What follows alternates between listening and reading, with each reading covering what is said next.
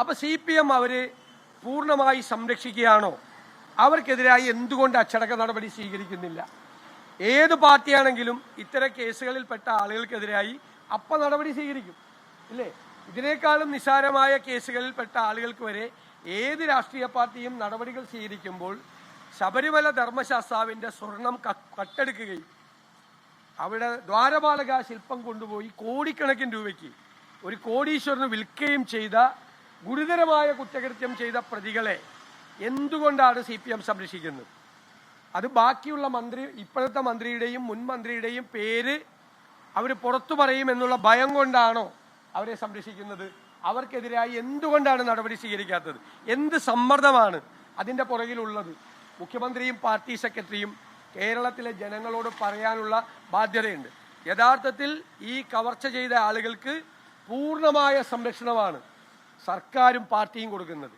അവർക്ക് കൊട പിടിച്ചു കൊടുക്കുകയാണ്. കവർച്ചക്കാർക്ക്, കൊള്ളക്കാർക്ക് കൊട പിടിച്ചു കൊടുക്കുന്ന സർക്കാരാണിത്. എത്ര ദിവസം അവർ ജയിലിൽ കിടന്നു. എന്നിട്ട് പുറത്തു വന്നപ്പോൾ നമ്മുടെ ഭാഗ്യത്തിന് അവർ സ്വീകരിച്ച് ചുവന്ന മാലയിട്ട് സ്വീകരിക്കാൻ പോയില്ല എന്ന് മാത്രമേ ഉള്ളൂ. ബാക്കി എല്ലാം ചെയ്തിട്ടുണ്ട്. അവരെ ആശ്വസിപ്പിച്ചിട്ടുണ്ട്, അവരുടെ കൂടെയുണ്ട് എന്നുള്ള വാക്ക് കൊടുത്തിട്ടുണ്ട്. ഇതെല്ലാം ചെയ്തിട്ടുണ്ട് പാർട്ടി. എന്തുകൊണ്ടാണ് ഇത്രയും ഗുരുതരമായ ആരോപണമുള്ള ആളുകൾക്കെതിരെ ചെയ്യാതിരിക്കുന്നത് എന്ന് വ്യക്തമാക്കിയേ മതിയാവും. ഒഴിഞ്ഞുമാറിയാണ് ഈ ചോദ്യത്തിൽ നിന്ന് മുഖ്യമന്ത്രി ഒഴിഞ്ഞുമാറി. ഇപ്പൊ മുഖ്യമന്ത്രി ഏതായാലും വന്ന് എല്ലാ ദിവസവും പത്രസമ്മേളനം നടത്തുന്നുണ്ടല്ലോ, തെരഞ്ഞെടുപ്പായപ്പോൾ വരുന്നുണ്ടല്ലോ. ഇപ്പൊ ഇതിന് മറുപടി പറഞ്ഞേ മതിയാവും. അന്നൊക്കെ ഞങ്ങളൊക്കെ ചോദിച്ച ചോദ്യത്തിന് മറുപടി പറയാതെ ഒഴിഞ്ഞുമാറി, മാധ്യമങ്ങളെ കാണാതെ ഒഴിഞ്ഞുമാറി. എല്ലാ ദിവസവും മാധ്യമങ്ങളെ കാണുമ്പോൾ ഈ ചോദ്യത്തിന് കൂടി മുഖ്യമന്ത്രി മറുപടി പറയണം, പാർട്ടി സെക്രട്ടറിയും മറുപടി പറയണം. അത് കാരണം കേരളത്തിലെ ജനങ്ങൾ ഉയർത്തുന്ന ചോദ്യമാണ്. ആ ചോദ്യത്തിന് മറുപടി പറയണം. രണ്ടാമതൊരു കാര്യം, കേന്ദ്ര ഗവൺമെന്റ് വർഗീയവാദികളുടെ കൂടെയാണോ അല്ലെ ന്യൂനപക്ഷ വിരോധമാണോ അവരുടെ ഏറ്റവും വലിയ മുഖമുദ്ര എന്ന് സംശയം തോന്നുന്ന തരത്തിൽ FCRI നിയമത്തിൽ വീണ്ടും ഭേദഗതികൾ കൊണ്ടുവരികയാണ്. അപ്പോൾ ജീവകാരുണ്യ പ്രവർത്തനം നടത്തുന്ന സംഘടനകളെ മുഴുവൻ അനാവശ്യമായി ഉപദ്രവിക്കുന്ന തരത്തിൽ, പ്രത്യേകിച്ച് ന്യൂനപക്ഷ സംഘടനകളെ അനാവശ്യമായി ഉപദ്രവിക്കുന്ന തരത്തിലുള്ള ഒരു നിയമ ഭേദഗതിയാണ് പാർലമെന്റിൽ കൊണ്ടുവന്നിരിക്കുന്നത്. ഇന്ത്യൻ നാഷണൽ കോൺഗ്രസ് അതിനെ ചോദ്യം ചെയ്തിട്ടുണ്ട്.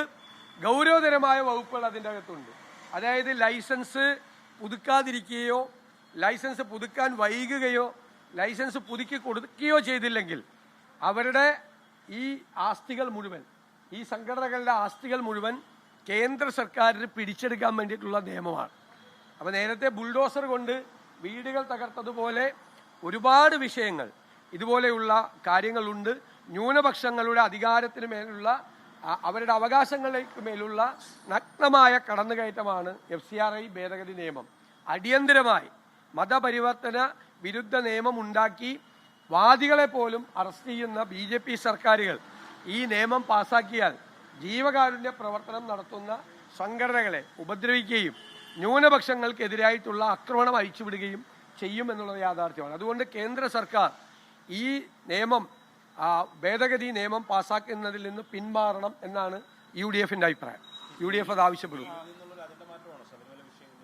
അല്ലല്ല, ഡീലുണ്ടല്ലോ അവിടെ. അന്ന് എനിക്ക് വേറെ വിഷയമൊന്നും പറയാൻ പാടില്ലേ? അല്ല, ഞാൻ ചോദിച്ച എനിക്ക് ഞാൻ അങ്ങോട്ട് ചോദിക്കുകയാണ്. എനിക്ക് വേറെ ഒരു വിഷയവും പറയാൻ പാടില്ല. അല്ലല്ല, അങ്ങനെയല്ല. എനിക്ക് വേറെ ഒരു വിഷയം ഞാൻ പറഞ്ഞു തീർന്നില്ലല്ലോ. അങ്ങാണ് എൻ്റെ അജണ്ട നിശ്ചയിക്കുന്നത്. ഞാൻ എന്ത് വിഷയം ഓരോ ദിവസം പറയണമെന്ന് നിശ്ചയിക്കുന്നത്. നിങ്ങൾ ഇന്നലെ ഒരാൾ ചോദിച്ചല്ലോ, എല്ലാ ദിവസവും ഇത് മാത്രമുള്ളതെന്ന് ചോദിച്ചല്ലോ. നിങ്ങളല്ല ഞങ്ങളുടെ അജണ്ട നിശ്ചയിക്കുന്നത്, നിങ്ങളല്ല. ഞങ്ങളുടെ അജണ്ട നിശ്ചയിക്കുന്നത് ഓരോ ദിവസവും എന്തു പറയണം എന്ന് തീരുമാനിക്കുന്നത് ഞങ്ങളാണ്. UDF നേതൃത്വം തീരുമാനിച്ചിട്ടാണ്. അത് നിങ്ങൾ തീരുമാനിക്കാൻ പറയണ്ട.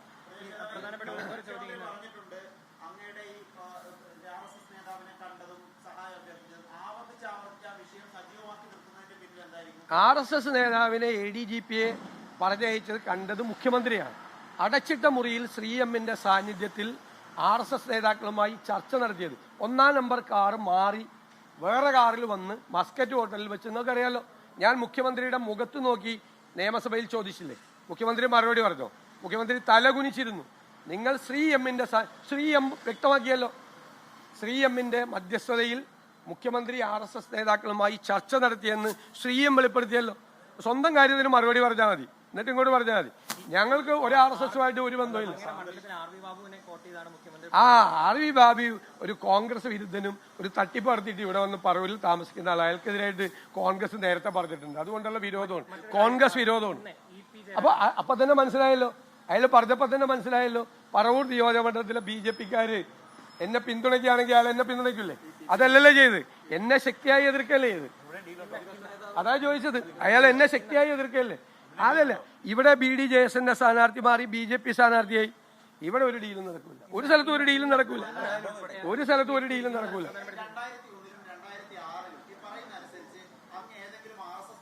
ഒരാളെയും കണ്ടിട്ടില്ല, ഒരാളെയും കണ്ടിട്ടില്ല. കാണേണ്ട ആവശ്യം, നിങ്ങൾ ഇവിടുത്തെ വോട്ടിംഗ് പാറ്റേൺ നോക്കി.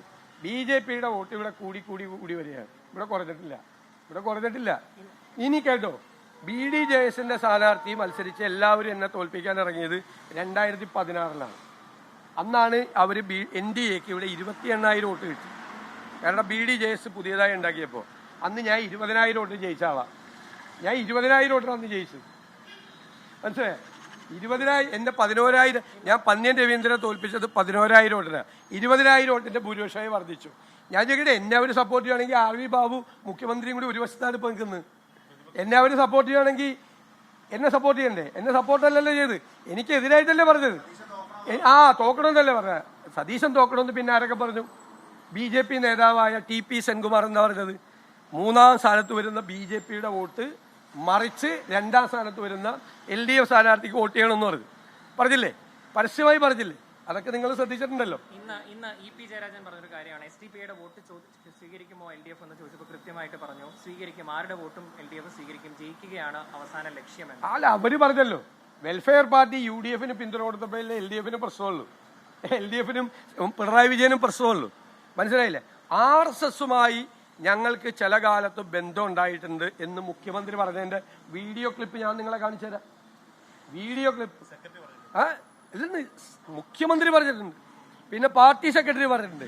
RSSുമായിട്ട് അവർക്ക് ബന്ധമുണ്ട് ഉണ്ടായിരുന്നു എന്ന് അവർ പറഞ്ഞിട്ടുണ്ടല്ലോ, പല പ്രാവശ്യം പറഞ്ഞിട്ടുണ്ടല്ലോ.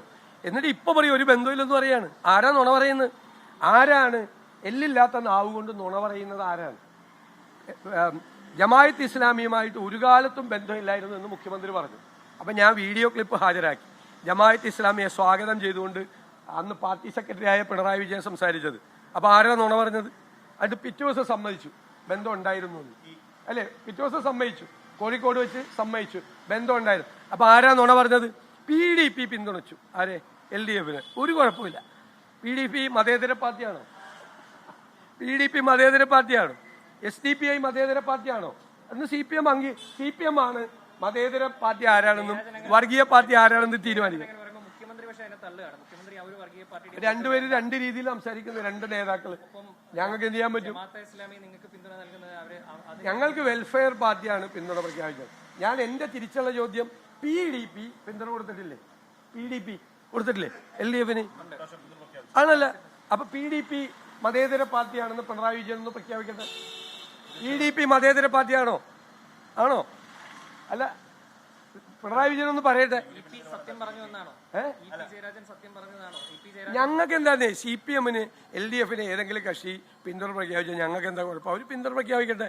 ഞങ്ങൾക്ക് അതുപോലെ വെൽഫെയർ പാർട്ടി 4 പതിറ്റാണ്ട് കാലം CPMന്റെ കൂടെ നിന്ന ഒരു പാർട്ടി ഞങ്ങൾക്ക് പിന്തുണ പ്രഖ്യാപിച്ചതാണ്. ഇവർ വർഗീയത ഇളക്കാൻ വേണ്ടിയിട്ട്, ഭൂരിപക്ഷ വർഗീയത ഇളക്കാൻ വേണ്ടിയിട്ട് ഇവരെ ഇളക്കി വിട്ടത്. ഇവരുടെ PDP ബന്ധം ഞങ്ങൾക്ക് പറയാമല്ലോ. ഇവരുടെ PDP ബന്ധം.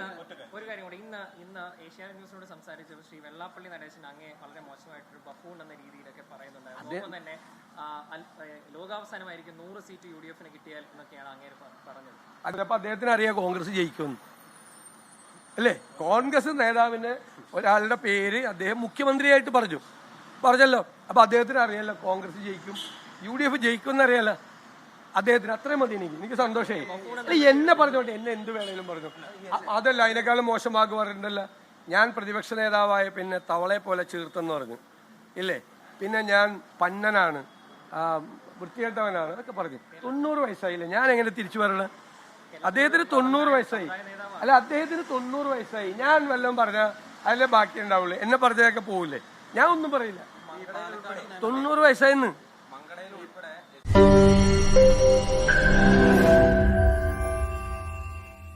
ലോകത്തെവിടെയായാലും ഏത് സമയത്തും 24 വാർത്തകളും ഓഗ്മെന്റഡ് റിയാലിറ്റി പാക്കേജുകളും എക്സ്പ്ലെയിനറുകളും വിശദമായി കാണാൻ ഞങ്ങളുടെ യൂട്യൂബ് ചാനൽ നിങ്ങൾക്ക് സബ്സ്ക്രൈബ് ചെയ്യാം.